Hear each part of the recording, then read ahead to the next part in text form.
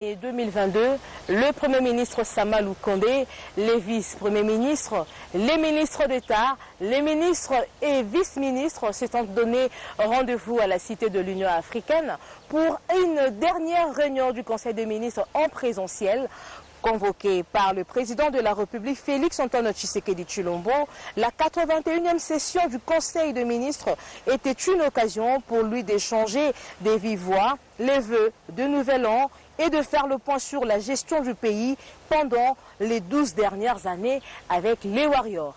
Pour information, sachez que 3 membres du gouvernement, à savoir les ministres du plan Christian Mwando, celui de Transports et Voies de Communication chez Ruben Okende et le vice-ministre de la Santé Véronique Kilumba, de ensemble n'ont pas assisté à la dernière réunion du Conseil des ministres de l'année 2022, tirant les conséquences immédiates de leur prise de position politique.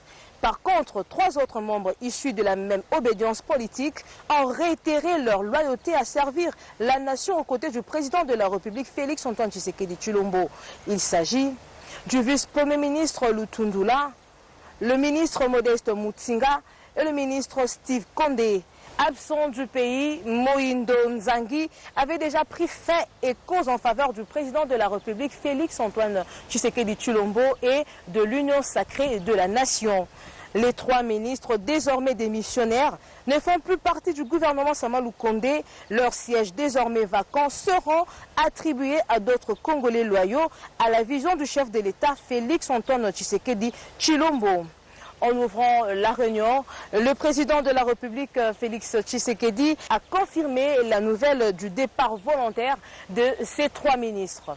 Le Conseil des ministres se poursuivit normalement et a débattu des questions liées. C'est allié à l'IDPS.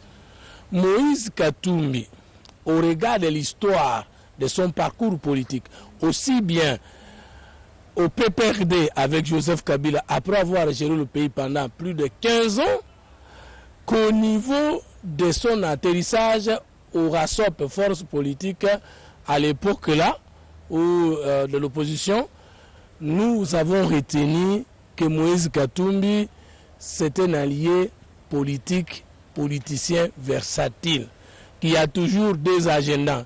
Avec vous, il fixe un agenda et avec lui-même, il poursuit un autre. Ça, c'est la première considération. Parce qu'il aura quitté tout le monde, il aura déçu tout le monde, il aura évité tous les bilans de tout le régime auquel il a participé et l'histoire est têtue. Deuxième élément, il est constatable que le départ de Moïse Katumbi de l'Union sacrée est un non-événement. Nous sommes là, sereins, autour du chef de l'État, nous sommes prêts à défendre les réalisations du chef de l'État, les réalisations des institutions de la République, et le peuple congolais est prêt à nous donner un deuxième